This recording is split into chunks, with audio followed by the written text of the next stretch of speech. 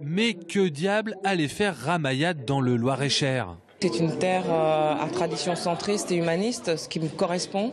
C'est vrai que c'est un territoire aussi que je fréquente à titre personnel du fait de son patrimoine culturel et historique vraiment exceptionnel.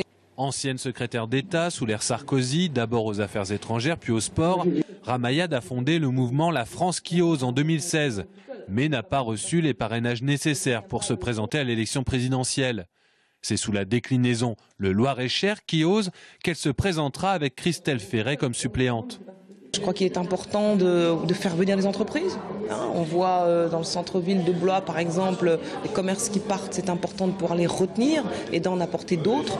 Et puis, évidemment, sur l'espace rural, sur la partie rurale de la circonscription, les enjeux de développement économique sont absolument fantastiques, énormes.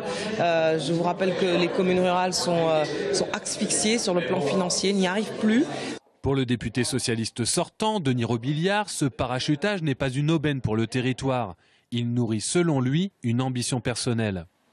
Ce n'est pas une nécessité pour la circonscription, ce n'est pas une nécessité pour la politique nationale, c'est une nécessité pour elle et pour elle seule. Denis Robiliard met en avant son bilan, son indépendance, son expérience et son lien avec le Blésois.